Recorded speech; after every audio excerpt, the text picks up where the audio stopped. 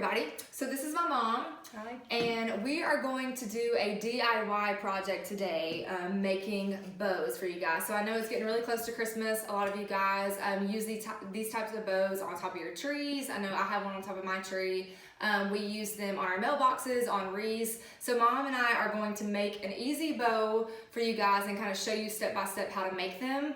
So you just need a few things. You need ribbon.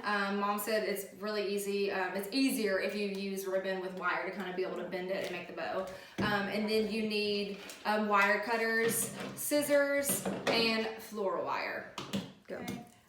I usually like a little bit of what I call a tail on the end of my ribbon.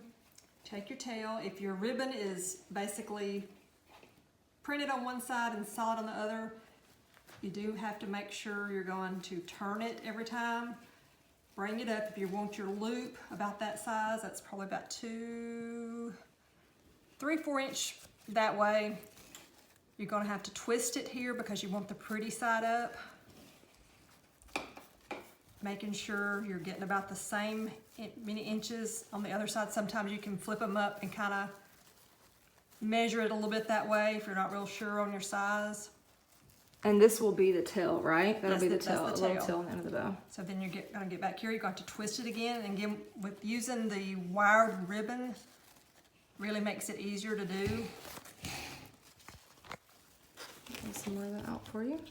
And again, I'm just trying to keep each little loop the same size. It's kind of hard to get it exactly all the time. Again, we're going to twist here to get the pretty side up. Straightening your ribbon out as you go.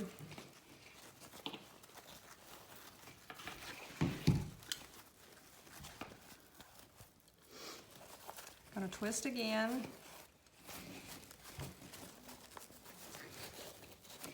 And this ribbon is from Hobby Lobby. You can get tons of different kinds of ribbon at Michael's, Hobby Lobby, Joann's, but I did get mine at Hobby Lobby. If you guys like this design and color, it's really pretty. It's got a little sparkle, and keep in mind the sparkles can make a little bit of a mess, but they definitely look pretty. So Look very festive anyway. yeah, for sure.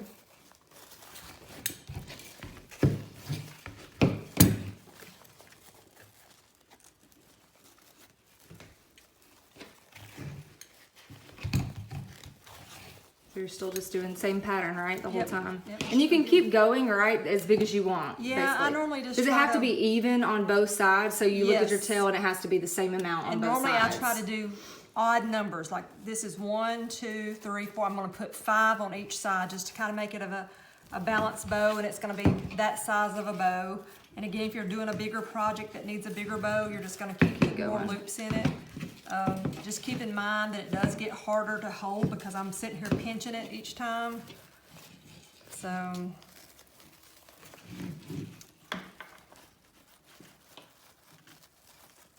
right, so there again, I'm counting. There's 1, 2, 3, 4, 5 in my tail.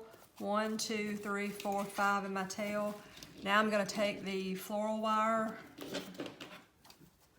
and I'm going to run it through my fingers, almost like a thread and a needle kind of thing. Kind of in the middle of The everything. very center, yes. And I didn't catch it there. Let me go back here. So then you're going to pull your wire as tight as you can and then try to twist it there to start getting a little bit of a grip on it. And then I'm going to take it and just kind of come back again the same way just to make it real tight. And this is probably the toughest part because you're still trying to hold everything. As well as tighten the wire. It's Yes. probably easier if you have two people, right? Or does it? Yeah, but I mean... You're still trying to hold, it's your finger holding it, I guess. Yeah, so now I'm going to go ahead and just cut my other tail off, just trying to pull that tail down a little bit. Make them pretty good. About the same size. One can be a little bit longer than the other. And just to kind of secure this, I just kind of keep twisting. I'm going to go ahead and cut my wire off. I'm going to leave enough so if I want to tie it around the tree or whatever I'm working on, to give me a little bit of leadway.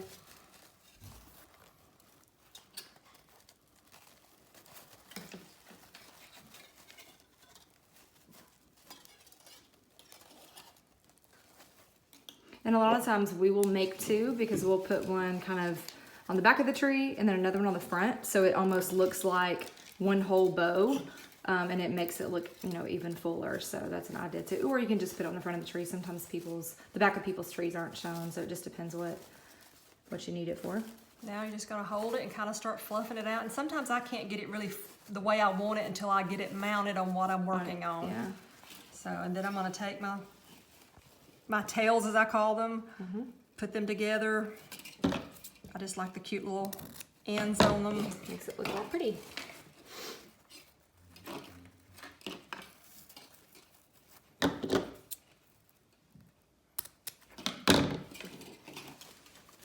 And there you have it. And again, it'll look better once you get it mounted onto your tree or your wreath or whatever you're working on. Just kind of work it around. And then twist the tails. Yeah, to where you're working at it. And again, the wired ribbon just makes it more manageable. Beautiful. There you go. Great job, Mom.